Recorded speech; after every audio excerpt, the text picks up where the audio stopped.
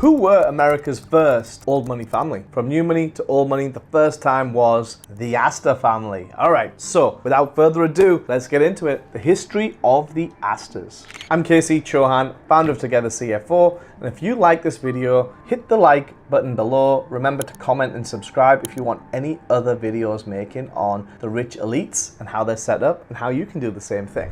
Now, John Jacob Astor was German. He was born in Waldorf in Germany to a butcher. Emigrated to America via London. He went from Germany to Westminster and then to London. Began with music, right, of all things. Then ventured into the fur trade, which is really where they established themselves and made a lot more of their money. Expanded then into real estate, significantly in Manhattan, laying down a lot of wealth in that area, right? So imagine back in the days, if you had bought in Beverly Hills before it was Beverly Hills, and you bought all this land, all this real estate, and then all of a sudden it appreciates in value, you become uber rich very, very quickly, and the rest is history, right? So we're going to dig into that history right now. They became America's first multi-millionaire family, and he became the richest man in the world at his peak. His son, William Astor, further amplified that. He did well. He had 3 sons, and they were all really well educated and really smart people, served in the wars, and took the family wealth from here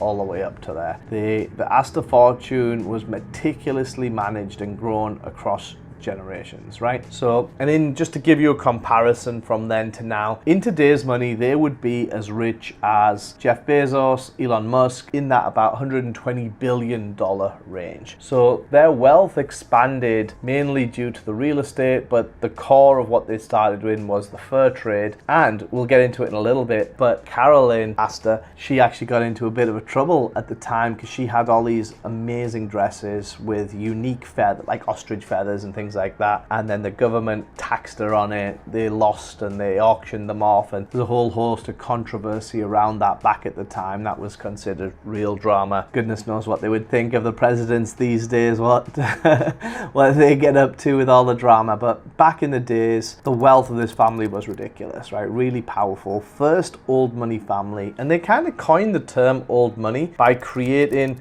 new money so that they could be more established old money, right? So a lot of like compliments in terms of the way they thought, and then more importantly, the way they grew their generation. So, you know, we're going to get into it in a second, their social standing and influence, but we're very meticulous to have the kids grow up in a certain way and think a certain way so that they wouldn't squander the family legacy, right? And that's ultimately what my most important thing is to make sure we maintain the family legacy. It isn't gone by the 3rd generation that we see all the time, from rags to riches to rags, right? Always goes around in circles like that. So to avoid that, this is a great case study to look at to see how the originals, right, the Astors, they went about doing it and did it really well. So one of the things that they did, which would probably be frowned upon right now, but from my background and heritage, very normal, strategic marriages and alliances, right, with other prominent families. So as an example, the Astors married into the Roosevelts and the Vanderbilts. They had a lot of beef with the Vanderbilts at the time, right? So there was a lot going on between Carolyn Astor, who was like the queen of high society, and with Ward McAllister, and defined as like the elite socialites of New York. They had their group, 400 people that they'd throw a big ball for every year. They didn't invite the Vanderbilts, had some beef. They eventually figured it all out and realized that together you are stronger, right? So this goes back to the art of war and Sun Tzu and just strategy in general, divide and conquer. But if you come together, you become a stronger unit. And I think that is the underlying fundamentals between strategic marriages, is that they married into other elite families to then grow their wealth, have their kids be wealthy from both sides, learn from the best of the best. And that just perpetuates a whole new level of elitism. Rightly or wrongly, that's just what happened. I'm just putting my own words onto it, right? They had all these great events going on, and then they expanded from that and they went into the British aristocracy aristocracy, right? So William Waldolf Astor moved over to the UK, became a UK citizen, and was awarded a baronage, right? So this is pretty good. This, I don't know how that translates to Americans term, but a baronage it's a really big honor by the aristocracy. It's ultimately welcoming you into being one of the elites of British nobility, right? So they then established their branch of the Astor dynasty in British nobility, which, you know, that sounds really easy to do, but that's really difficult, right? So there's lords of lands and barons and things like that over in England. There's a whole host of things that need to happen for you to be accepted into that, and William did that very, very quickly and very, very well. Even to this day, you know, the Astor family name is not just big in America or New York, it is huge in England as well, and that was all because of William. When he moved back to England,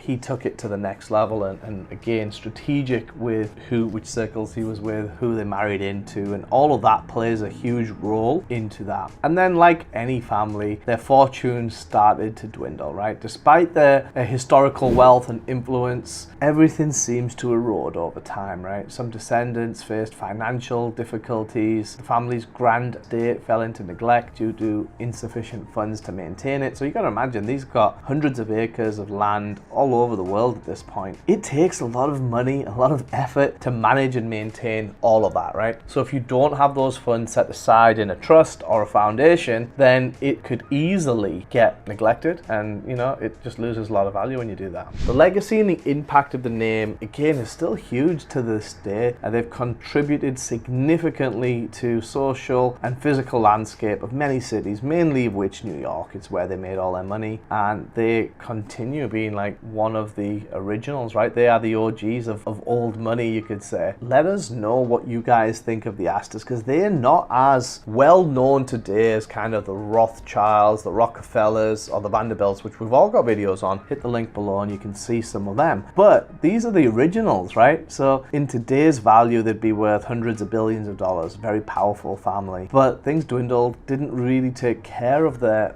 family estate with foundations. Like the Koch family is a great one that we've just recently done a video on, where they have multiple foundations set up and donate to those foundations, get the tax write-off, then have enough money in those foundations to go after causes that benefit them, right? Similar to Bill Gates, similar to Warren Buffett. All these guys are very strategic in their giving. Strategic giving is probably the best word that can describe all of this, in terms of when you're looking at doing philanthropy, or when these billionaires and these elites do philanthropy, as we normal people would say, it's not in the normal way. It's very strategic, it's very intentional, right? They are looking to gain some kind of power or control for that money. They're obviously going to get the tax benefits from that. It's going to be in a tax exempt entity that they fully control. So again, without going into the subsets of the different types of foundations and trusts that you can create, you donating on one hand and you are controlling on the other hand. And if the Astors had done that correctly, this could have been a way for them to be able to manage and maintain and upkeep all of the land that they had bought that got neglected.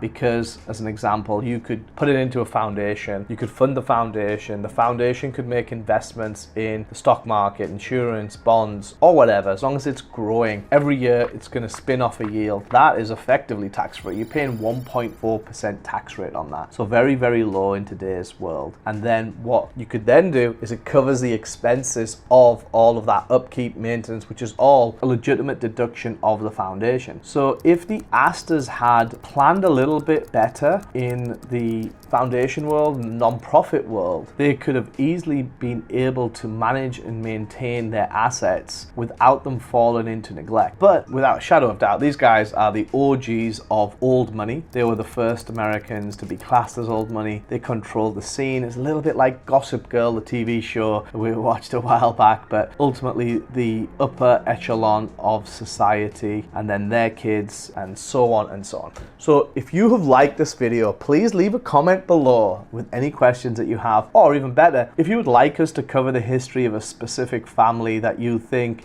would be valuable, let us know in the comments. We will answer them and we will make that video for you. Also, if you'd like to know how much you can save on taxes by setting up a similar non-profit structure, hit the link below, jump on a call with us. We'll go over your scenario and give you a very clear outcome. I'm Casey Chauhan, founder of Together CFO.